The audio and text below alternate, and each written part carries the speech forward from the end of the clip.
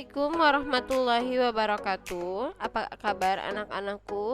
Semoga semua dalam keadaan sehat dan dalam lindungan Allah Subhanahu wa taala. Amin ya rabbal alamin. Pada hari ini kita akan membahas tema 9, muatan pembelajaran SBDP. Perhatikan kisi-kisi yang telah kami berikan dengan baik. Jika ada jawaban yang belum tepat, boleh diperbaiki ya. Terima kasih.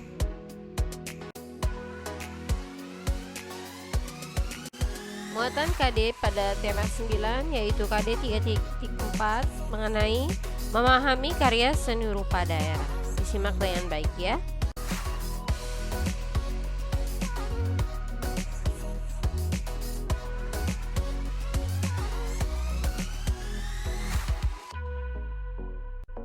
Berdasarkan jenisnya, seni rupa daerah terdiri dari dua macam, yaitu seni rupa murni dan seni rupa terapan.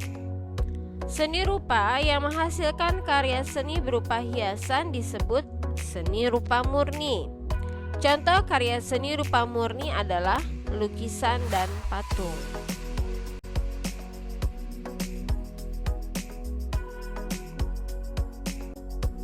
Karya seni dua dimensi yaitu karya seni yang memiliki dua ukuran, yaitu panjang dan lebar. Contoh karya seni dua dimensi adalah lukisan. Karya seni tiga dimensi yaitu karya seni yang memiliki tiga ukuran, yaitu panjang, lebar, dan tinggi atau volume. Contoh karya seni tiga dimensi adalah patung.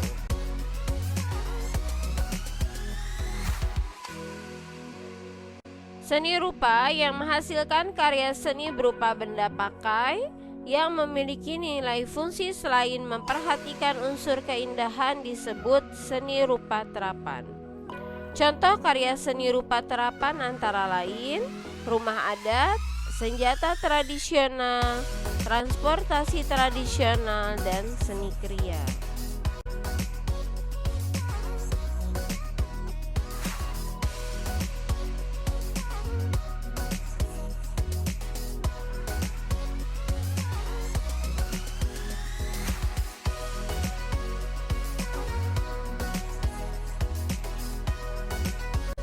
Berikut 6 ciri karya seni rupa daerah secara umum. Yang pertama, merupakan pencerminan dari suatu budaya sesuai dinamika masyarakat daerah tersebut. Berikutnya, merupakan pembeda seni suatu tempat dengan tempat lain. Yang ketiga, diciptakan berdasarkan filosofi dan aktivitas kebudayaan di daerah tersebut. Yang keempat, bersifat statis dan terikat dengan pakem-pakem tertentu. Kemudian, bahan yang digunakan merupakan bahan alam yang berasal dari daerah setempat. Dan yang terakhir, motif dan corak yang digunakan memiliki makna tertentu dan dipengaruhi kondisi geografis daerah setempat.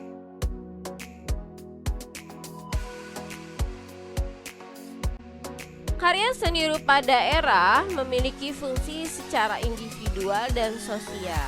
Nah, berikut perbedaannya. Fungsi secara individual merupakan sebagai sarana untuk menuangkan perasaan namun tidak terlepas dari adat istiadat. Kemudian, fungsi secara sosial yaitu sebagai sarana pelengkap kegiatan keagamaan, pengingat suatu peristiwa penting, sarana pembeda antara daerah satu dengan daerah lain, ciri budaya bangsa, sarana pendidikan, komunikasi, dan hiburan.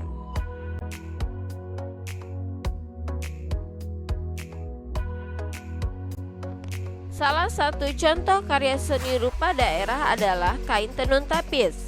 Asal daerah dari kain tenun tapis adalah Lampung. Selain kain tenun, kain batik juga merupakan salah satu contoh karya seni rupa daerah. Masing-masing daerah memiliki ciri khasnya masing-masing. Kemudian, berikut adalah ciri khas kain batik tiap daerah. Disimak dengan baik ya.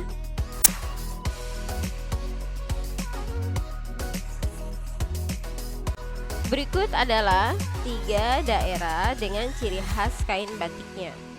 Jawa Barat dengan ciri khas kain batik yaitu memiliki motif daun dan bunga dan menggunakan warna yang terang. Jawa Tengah, ciri khas kain batiknya adalah menggunakan warna coklat dan coklat kemerahan. Sedangkan Bali, kain batiknya memiliki motif alam seperti tumbuhan, bunga, dan hewan, dan cenderung menggunakan warna yang cerah.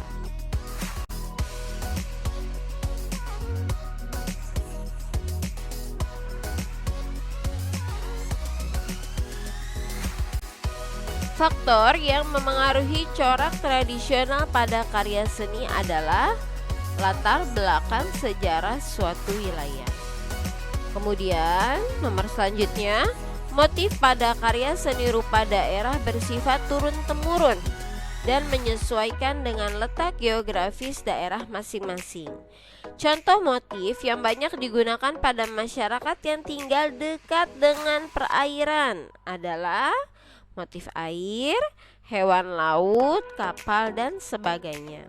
Sedangkan motif yang banyak digunakan pada masyarakat yang tinggal di dataran tinggi adalah motif hewan dan tumbuhan, ya. Diperhatikan, yang satu tinggal di perairan, yang satu di dataran tinggi, ya, berbeda, ya. Kemudian nomor selanjutnya, salah satu cara pemberian motif di atas kain dengan mengisi, melipat, dan mengikat kain dengan cara tertentu, lalu mencelupkannya pada larutan zat warna disebut jumputan.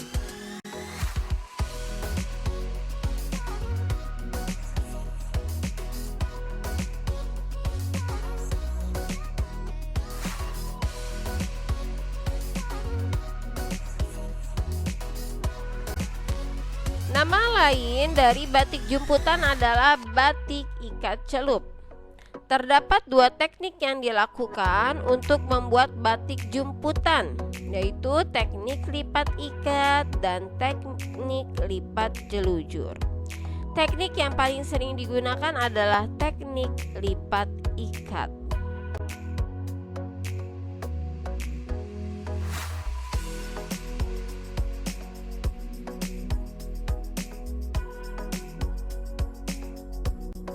Tuliskan langkah-langkah pada teknik lipat jelujur. Yang pertama, kain diberi pola, kemudian kain dijahit jelujur pada garis gambar, dan yang terakhir adalah pewarnaan.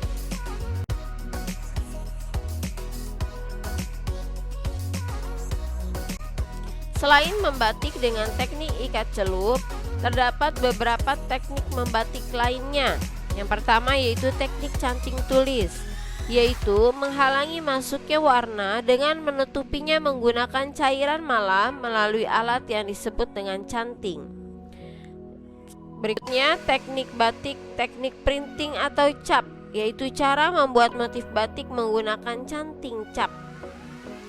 Dan yang terakhir teknik coletan, yaitu cara membuat batik dengan cara melukis zat pewarna di atas kain.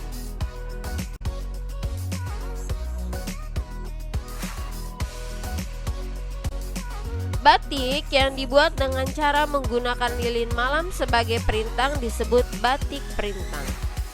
Perintang yang dimaksud adalah perintangan terhadap warna saat proses pencelupan, sehingga ketika kain dicelup, warna bagian yang diberi perintang atau lilin malam tersebut tidak terkena zat warna.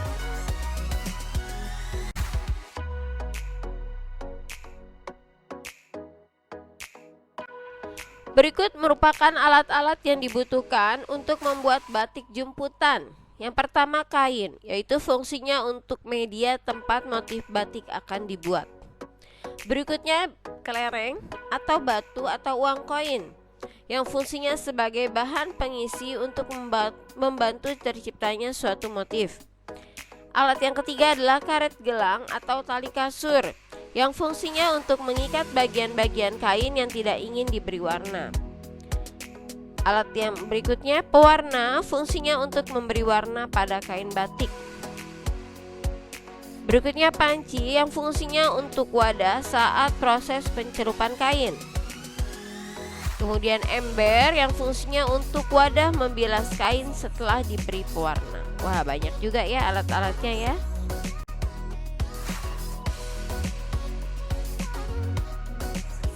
Lanjutkan, selain itu ada juga yang namanya alat garam dan cuka yang fungsinya untuk memperkuat warna agar warna kuat dan tidak mudah luntur.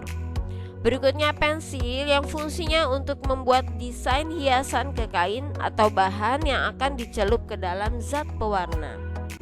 Berikutnya jarum yang fungsinya untuk menjelujur motif yang akan dibuat. Berikutnya gunting yang berfungsi untuk menggunting karet atau tali pada saat ikatan akan dibuka setelah proses pencelupan. Dan yang terakhir sendok kayu atau tongkat pengaduk yang berfungsi untuk mengaduk kain yang sudah diikat pada saat proses pencelupan. Nah anak-anak, alhamdulillah selesai pembahasan SBDP tema 9. Semoga bermanfaat ya.